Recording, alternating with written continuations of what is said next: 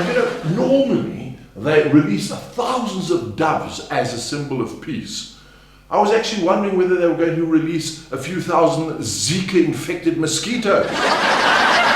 Well, I suppose one shouldn't go there, but I think that anyone that survives these Olympics should get a gold medal just for surviving.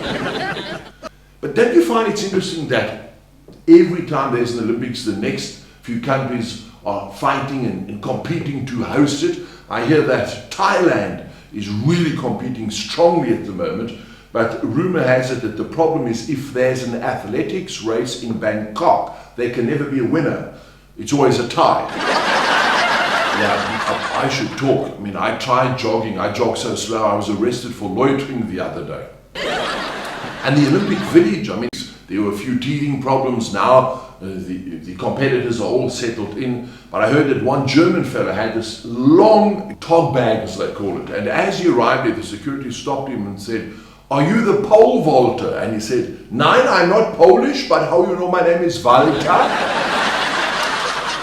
Talking about Poland, did you hear that the German Prime Minister attended an EU meeting in Poland the other day, and at the border, the immigration officer asked her nationality, and she goes, "Chairman," and he goes, "Occupation," and she said, "Nein, we are just visiting." But I think the awesomeness of the Olympics is that they bring people of different nations and cultures together, the camaraderie, that's what it's about. And you meet all these different people. I don't know if you heard about the Italian javelin player that's got a bit of coverage there, who's got a rubber toe. No? His name is Roberto.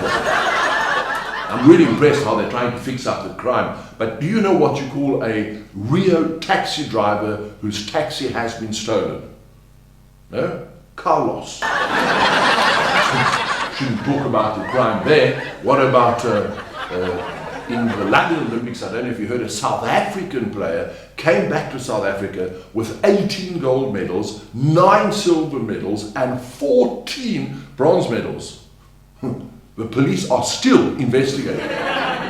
Talking about South Africa, do you know that it was rumored that their current president was asked to do a small speech at the Rio 2016 opening ceremony, and in the rehearsal he got the speech and he started reading, "Oh, oh, oh, oh, oh." And his aide came running up to him and said, "Sir, those are the Olympic rings."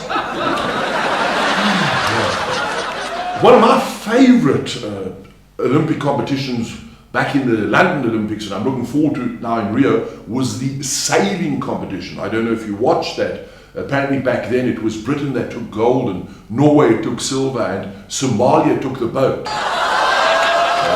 And they say that China will most probably be dominating the Rio Olympics, seeing that they manufactured everything.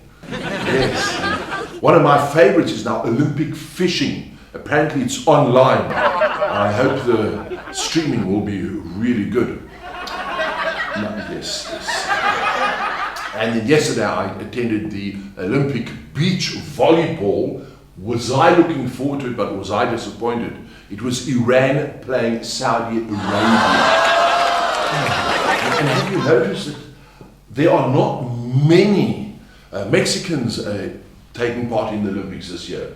It is rumored that apparently all the Mexicans that can swim, run, or jump are already in the United States. Let's finish off the last Olympics in London. Apparently this fellow came home to his wife and said, "Honey, I just bought some Olympic condoms." And she looks at him and says, "Yeah, big deal. What do you mean Olympic condoms?" He goes, "Well, they come in gold, silver, and bronze." And she says, "Yeah, and which one are you going for this evening?" He goes, "I'm going for gold." She looked at him and she said, "You know what? I'd rather you go for silver and come second for a change."